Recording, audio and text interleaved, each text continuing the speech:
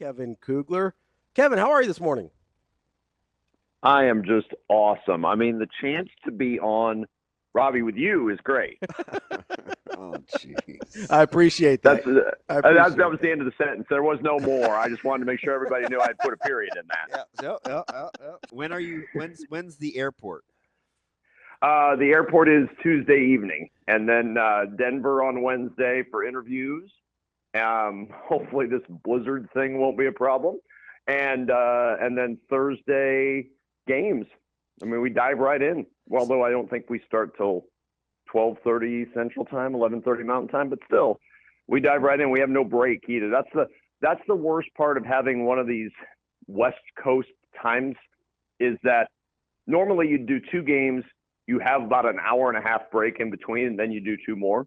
We start later, so our break is actually before everything. So we go straight through. So I have basically it's run to the bathroom, come back to a game. Run to the bathroom, come back to it. It's a frenetic pace. It's one of those where you're just sort of like, all right, buckle up. Hopefully, and I'm a little strained this morning. I did 7 games in the last 4 days, so hoping I can rest up fully voice-wise, other than the show here, and be ready to go Thursday. That full disclosure, that was kind of one of the things that I was a little worried about, because I know you don't always love talking unnecessarily when you don't have to, unlike me, of course.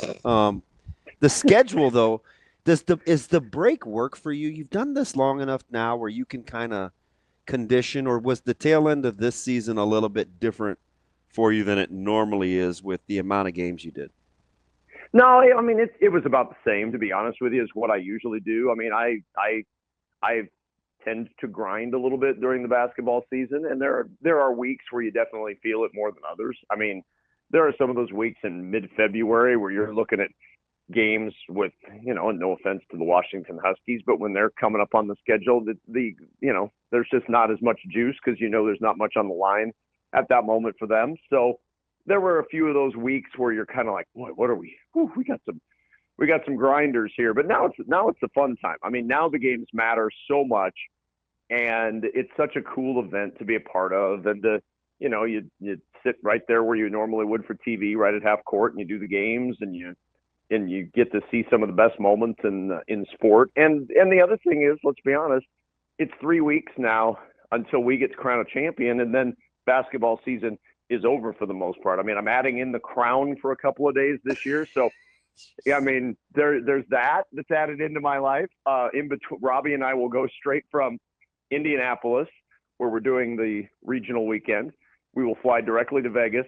We will do the Monday, Tuesday games at the Crown, and then we will go on to the Final Four.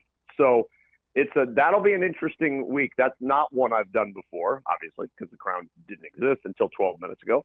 And so now to see that, and I know Nebraska fans are going to be fired up to have me do one more Nebraska game. I know you didn't get enough of me this year. One more is coming.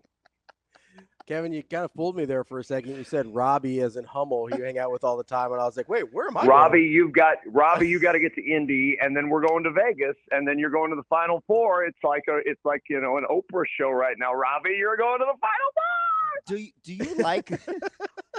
Jeez. I have done 2 Creighton games as a color analyst, so I think I've got you covered, Kev. Do you like the continuity in your partner? I do like the continuity in my partner. Yeah, I know. Look, right. Everybody knows Robbie's terrific. He's if not the best, he's one of the best going right now. And the fact that I've worked, 4 billion games with Robbie over the last couple years, there's a friendship, and there's also a relaxed feel because he knows my cadence. So I don't have to worry that he's going to jump in. I don't have to worry when he's going to jump in. I understand him. He understands me. And he gets radio too. That's the other thing that I always appreciate when I'm not working with somebody new is that they get radio. And you guys understand this because and radio analyst is hard because you don't have a lot of windows to jump in. The play-by-play guy's got to be so descriptive and tell the person who can't see what's going on what's actually going on that it's hard sometimes to come in those 10-second windows in basketball and analyze what you saw in a succinct way. And Robbie's very cognizant of that, and he's done a lot of it over the years, so he's really good at it now, and that helps a ton. Kevin, so I was kind of wondering about this, and I think about this a lot with people that kind of work these events that as fans we all so obsessed with.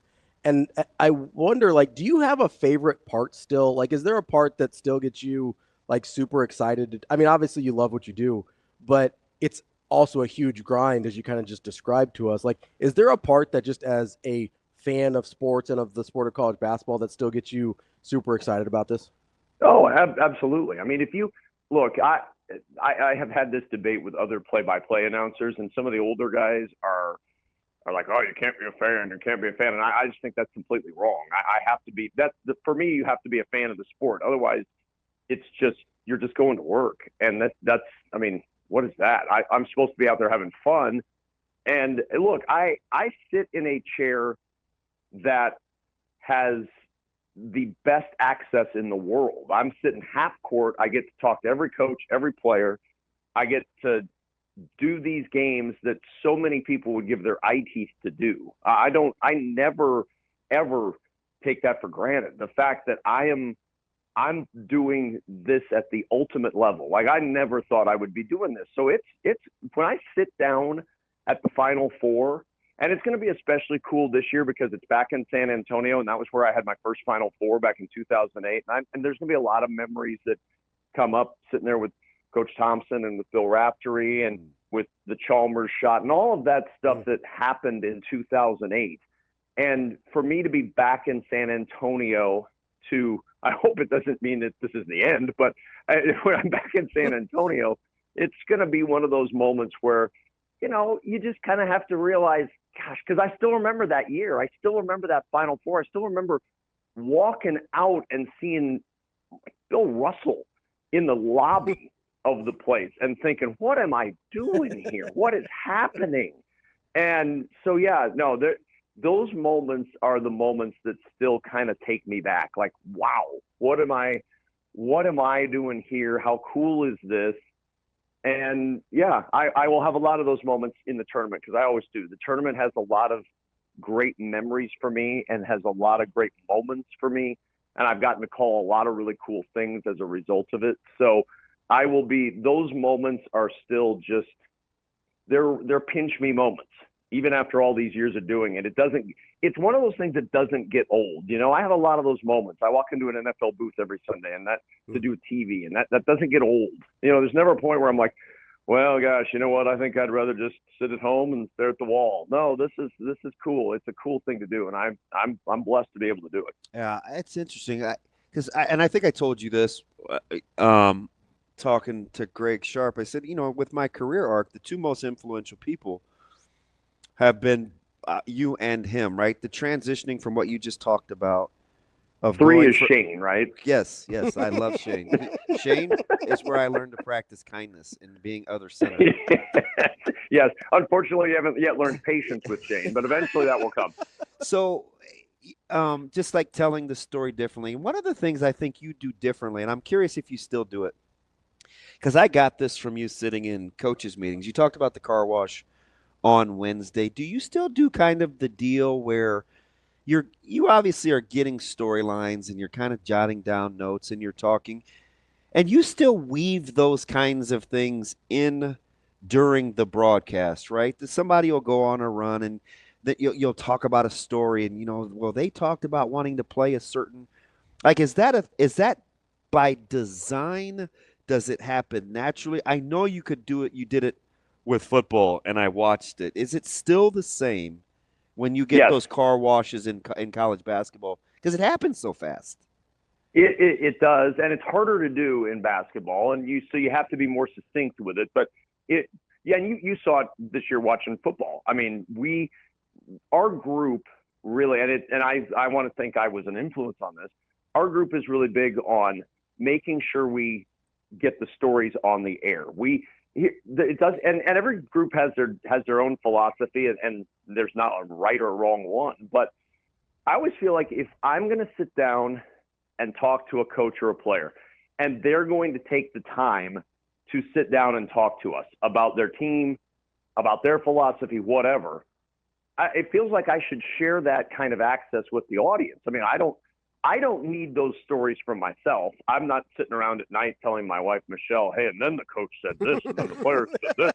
I bet you're really interested to see this is how they run their 2-3. It's a little different than what you'll normally see.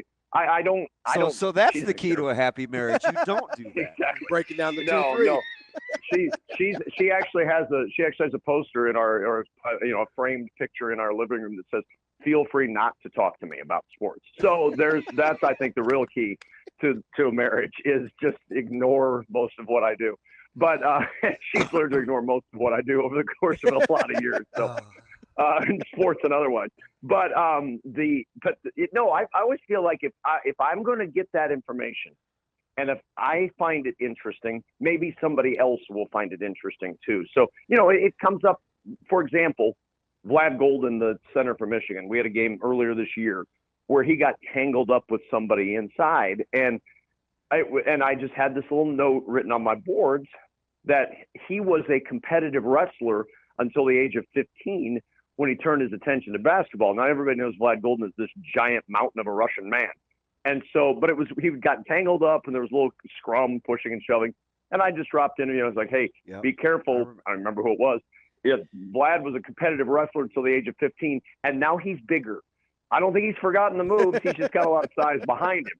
So there's, it's little stuff like that if you get the information, it feels like it's, and I mean, look, this, there's so much stuff you probably don't get 95% of it on the air in any given broadcast. But the one time you do that you get a good story on the air, you feel really good about it.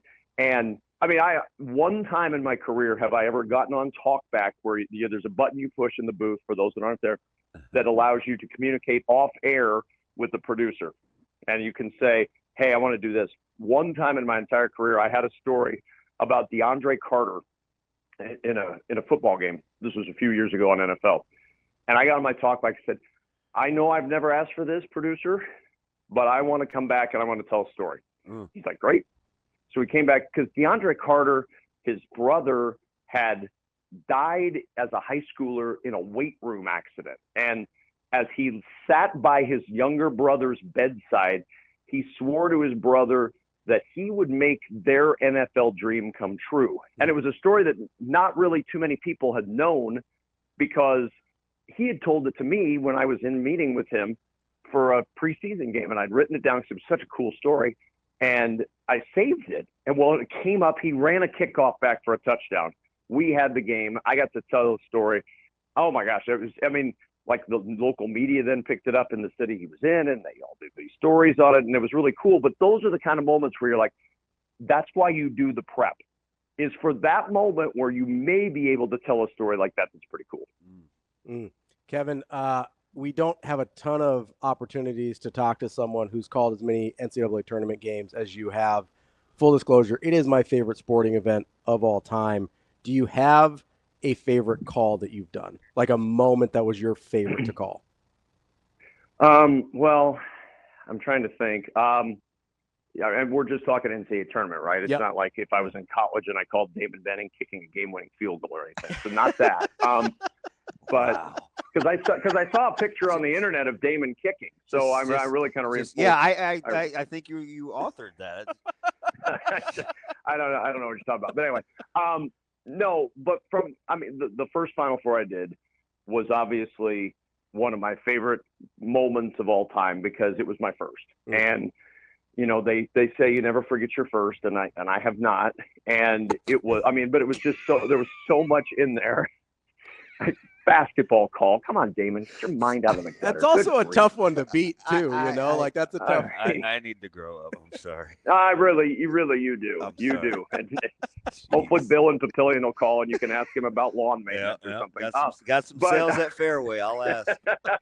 Exactly. But you had that moment, and then you have me in my first Final Four, and I'm intimidated anyway because I'm taking over for Kevin Harlan.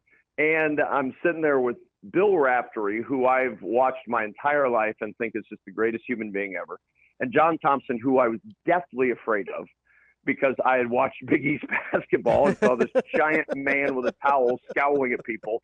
And I thought, what if he scowls at me? I'm not going to be able to handle that. I'm going to melt into a puddle. And so, and then, the whole, you think they should foul here, Billy, right in the middle of the final call, and Bill Raftery going, "Hey, do," and then I call him the shot, and I get an onions and the whole thing. And I mean, and then I get done, and of course, our dear friend Michael Severe says to me, no matter how many times you hear that call, it's always going to have John Thompson in there saying, "You think they should foul here, Billy?" Old wet blanket. Helpful. Yep. Helpful. Yeah. It's like Eeyore is like having Eeyore as a friend. I think he would just be tickled that you were taking over for Harlan, given his affinity for him. But anyway. Yeah, he's a fan. He's a big fan.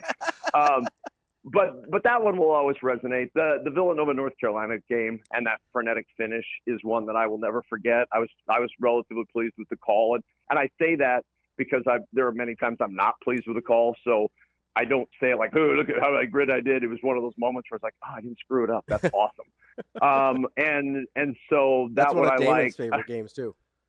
Yeah, how many times did Kevin screw it up? And honestly, there's another one. The game was bad, but the Butler Duke game with the Hayward half court shot almost went in. Yeah, I will always remember that because we get done, and our engineer, who may be related to Michael Severe, turns to me and goes, Kevin, Al Rosenberg, great guy, Michigan guy. Kevin, you almost had a call that would have been played every year for the next 50 years. But now, not so much. And he walks away. Well, at least he's consistent. I mean, I give that to him. Yeah, I mean, I was like, all right, well, I guess that's one way to look at it. So that call will never be heard again. I've been lucky. And then, of course, I've called both 1-16s. So I've been lucky on all that. Yeah. Virginia. Meet Virginia. Hey, K2, let me get you out here on this. You've seen a ton of basketball, obviously, this year. Is there something we're missing that you think the champion will do, or what teams do to give them success to move on in what appears to be fairly wide open, at least until you get to like the top 6 or 7 teams? Yeah, I think what you're going to see this year, and I don't know if it's what you're missing, but I think what you're going to see in the tournament this year is you're going to need a balanced team. And I don't mean a balanced team of we have 6 guys who score 10 points or more. You're going to need a team that does a little bit of offense and a little bit of defense. I don't think you can just be one of these teams that are so heavily offense that, we're just going to run up down the floor and you can't outscore us. Well, Alabama is that team. Alabama is a team that just runs up and down the floor. They score with anybody. But as we saw in the SEC tournament, you can beat that team. You can figure out a way to do that. Florida, to me, is a team that is a very frightening team from that standpoint because they run, they score, they're efficient, they defend. They defend enough to make their scoring overwhelming. And I think that's a dangerous team. I think Houston is so dangerous this year because they've added shooting to what is always a hard defense to play. Kelvin Sampson's teams always defend the heck out of it. Now they can shoot a little bit. That's a frightening thought when you look at teams in this bracket that can do a little bit of everything. And they can do a lot bit of defense, but their Achilles heel was always, can you score enough? I think they can score enough now. Florida can definitely score enough. I walked away from the SEC this weekend thinking Florida might be the best team in America. They are deep. They are good. They're well coached. They've got a great backcourt, and everybody says guard play is the difference in the tournament. If it is, they've got 3 really good guards in the backcourt. They're a little bit of everything. Houston's a little bit of everything, and to me, that's what I like to look for in the tournament. Give me somebody, a group of guys that has a little bit of everything. A lot of teams have something. Do they have a little bit of everything? And those 2 teams that I mentioned are just 2 that I think of off the top of my head that do. All right, I fib. Last one, because I listened to this almost my whole way drive down to Fairfield. You had Iowa State and Houston. Iowa State, Jones was in foul trouble. They're missing 2 starters. Houston's got them bogged down. Iowa State makes a run. Whose injury do you think looms larger? Is it Gilbert for Iowa State or maybe Nelson with what Alabama needs from him and how that knee is? Yeah, I think Nelson's a really big question mark, and they've got to have him because if you watched or listened to any of that game, the whole game turned on when he went out. He's such a versatile player that without him in there, it just takes away a big piece of what Alabama does from a size standpoint. Iowa State's figured out ways this year to overcome losses in specific games. I think they can probably do that again. But Alabama they're really good. I don't want to make it sound like I think this team's going to lose in the first round, because I do not. They're a really talented team. Nate Oates is an outstanding basketball coach. I just think that Nelson injury is one to really keep an eye on going into this weekend. That worries me for Alabama. Not that I'm going to lose any sleep about it, but that's a pretty devastating loss if they don't get him back. That's Kevin Kugler, play-by-play voice for everything you probably watch or listen to at any point sports related. Kevin, we appreciate it as always. Great stuff. Rest that voice up, and we look forward to hearing you. Have a good call. Michelle and I you. will celebrate North Carolina in the play-in game.